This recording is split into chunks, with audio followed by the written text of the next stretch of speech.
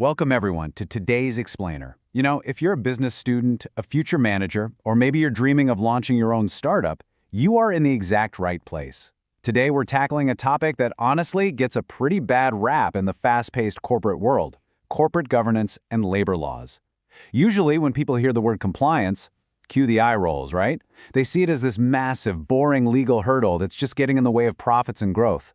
But we are going to completely flip that script today.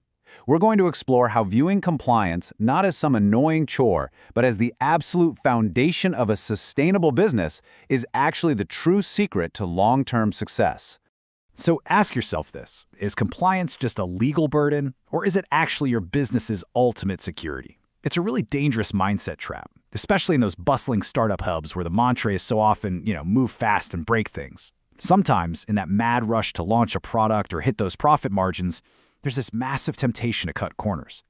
Maybe you think skipping a few regulations will just make things move quicker. But is that actually true? Well, by the end of this explainer, you're going to see exactly why trying to bypass the rules doesn't just put your company at risk, it literally threatens the entire foundation of a safe, thriving economy.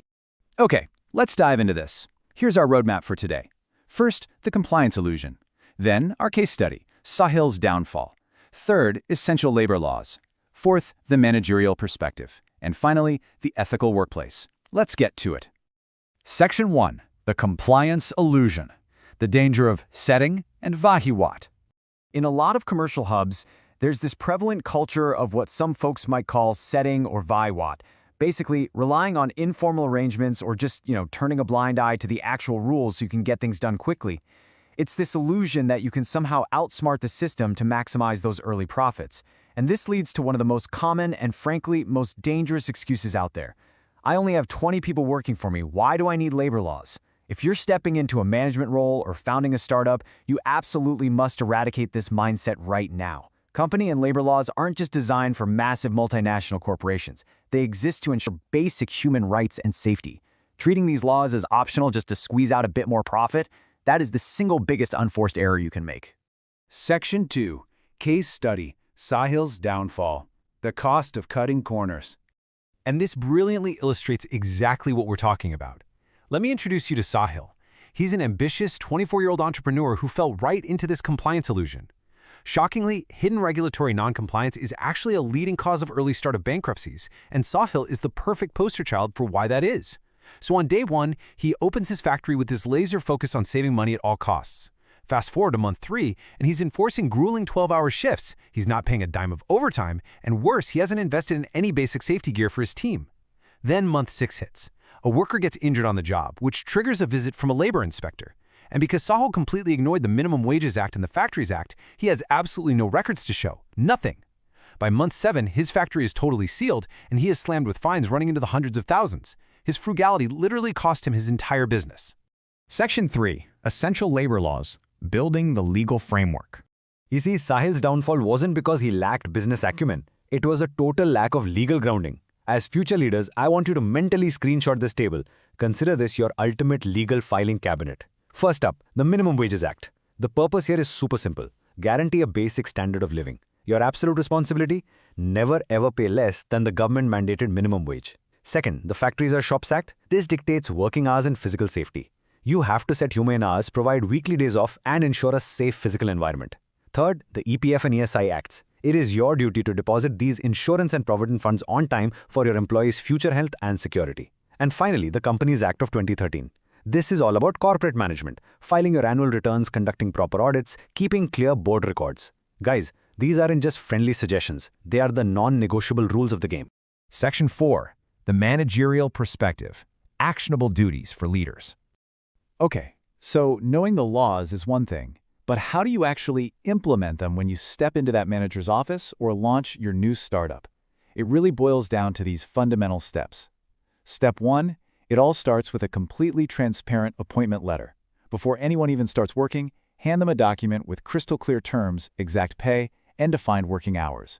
No ambiguity whatsoever. Step 2, pay them on time. There's this really powerful old saying in business: pay the worker before their sweat dries.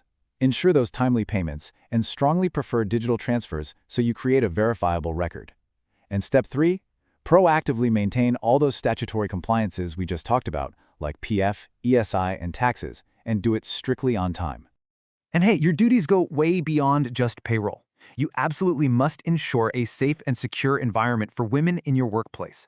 This means strict compliance with the POSH Act. That's the Prevention of Sexual Harassment at the Workplace Act. Creating an environment completely free from harassment and discrimination isn't just about, avoiding lawsuits. It is about building a culture of respect where your best talent actually feels safe enough to thrive and do their best work. So the crucial point here is establishing zero-tolerance policies where they matter most. Read this quote carefully. Making children under 14 work is a heinous crime. As a manager, you must have an absolute strict no to child labor, period. And here's where true leadership actually comes into play. This responsibility doesn't just stop at your own factory doors. A truly ethical manager audits their entire supply chain. You have to actively check to ensure that the suppliers and vendors you're doing business with are also strictly following this rule. Section 5. The ethical workplace. Compliance as true success. Now, what's really interesting about this slide is how it frames the two paths you can take.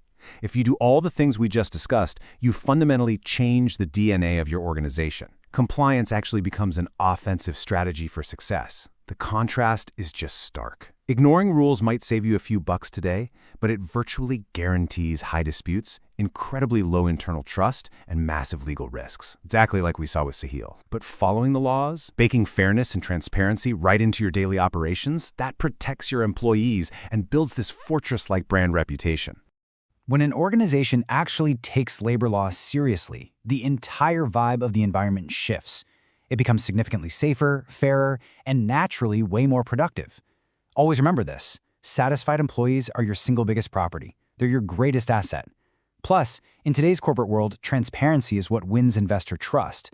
Modern investors do not want the liability of a messy, non-compliant startup. They want clean records. Ethical compliance strengthens your organization's reputation, and ultimately, it is the key to long-term sustainability. I want to leave you with this really powerful mantra from our source material today. Be the change, bring the change. Legal business, secure family. True entrepreneurs understand that the value of their employees' sweat has to be paid fairly and legally. Doing so protects your workers' families, and in turn, it protects your own. So to all the students and future leaders watching this, I'll leave you with one final question to think about. When you launch your startup or step into that management role, are you going to be the leader who cuts corners and risks it all? Or will you be the one who builds an unbreakable, ethical empire right from day one? The choice is entirely yours. Thanks so much for joining me on this explainer, and I'll catch you in the next one. एक कदम विकसित भारत की ओर।